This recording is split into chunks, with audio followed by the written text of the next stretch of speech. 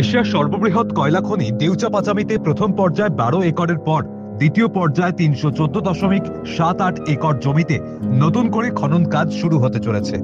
বাড়ছে দেউচায় খনন কাজের পরিধি, জানিয়ে অসন্তোষ দেখা দিয়েছে বাসিন্দাদের মধ্যে।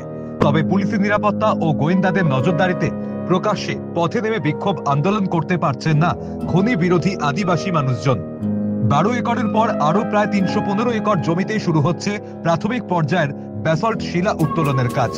যদিও কয়লা উত্তোলন নিয়ে এখনো কোনো সিদ্ধান্ত হয়নি। বিশ্বের তৃতীয় বৃহত্তম ও এশিয়ার বৃহত্তম কয়লা খনি হতে চলেছে বীরভূমের দেউচাপাচামি। এই দেউচাপাচামিতে প্রায় 1179 মিলিয়ন হেক্টর কয়লা ব্লক রয়েছে। কয়লা স্তরের উপর 1138 মিলিয়ন হেক্টর ব্যাসল্ট শিলা স্তর রয়েছে। আগে শিলা উত্তোলন করতে হবে, তারপর কয়লা স্তরে পৌঁছানো যাবে। তাই প্রথমে 12 একর সরকারি জমিতে শুরু হয়েছিল খনন কাজ। যদিও তা নিয়েও স্থানীয়দের আন্দোলনে নাজেহাল হতে হয়েছিল। প্রথম থেকেই বীরভূমের দেউচাপাচামির এই প্রস্তাবিত কয়লা খনির বিরুদ্ধে আদিবাসী অধ্যুষিত গ্রামগুলির বাসিন্দারা বিক্ষোভ দেখায়, প্রতিবাদ করে। তাদের যুক্তি, এই দেউচাপাচামিতে 3400 একর জমি জুড়ে খোলামুখ কয়লা খনির প্রস্তাব দেওয়া হয়েছে। তার জন্য প্রায় 20টি গ্রামের কমপক্ষে 21,000 মানুষের বসতি অন্যত্র সরাতে হবে। এছাড়া পরিবেশের ব্যাপক ক্ষতি হবে। কয়লা খনি হলে ধ্বংস হবে বিস্তীর্ণ বনাঞ্চল, চারণভূমি, চাষযোগ্য জমি, জলাভূমি প্রভৃতি। এমনকি জলস্তর নিচে নেমে যাবে। বীরভূমে অধিকাংশ নদ নদী, দিঘি, পুকুর, জলাশয়ের জল শুকিয়ে যাওয়ারও আশঙ্কা।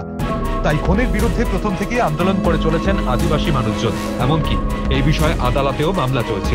এই পরিস্থিতিতে দেউচাপাচামির দেওয়ানগঞ্জ ও হরিণশিঙা অঞ্চলে দ্বিতীয় পর্যায়ের ব্যাসল্ট শিলা উত্তোলনের কাজ শুরু করতে চলেছে পশ্চিমবঙ্গ বিদ্যুৎ উন্নয়ন নিগম লিমিটেড।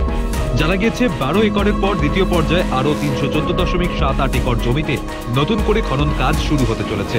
যদিও ব্যাসল্ট শিলা উত্তোলনের কাজ হচ্ছে, কিন্তু কয়লা উত্তোলন কবে শুরু হবে তার কোনো সদুত্তর নেই। দেউচাপাচামিতে 3400 একর জমি জুড়ে কয়লা মজুত রয়েছে। এশিয়ার সর্ববৃহৎ এই কয়লা খনিতে 1240 মিলিয়ন টন কয়লা মজুত রয়েছে।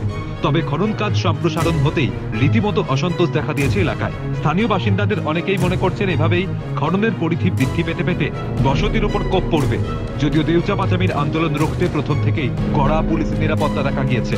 শুধু তাই নয়, সূত্রের খবর গোয়েন্দারাও নজর রাখছেন আন্দোলনকারীদের, যারা নেতৃত্ব দিচ্ছে তাদের উপরে। ইতিমধ্যেই বহুজনকে মিথ্যে মামলা দেওয়া হয়েছে, মামলায় জড়িয়ে দেওয়ার ভয়ও দেখিয়ে রাখা হয়েছে। তাই অসন্তোষ থাকলেও প্রকাশ্যে পথে নেমে বিক্ষোভ আন্দোলন করতে পারছেন না বাসিন্দারা।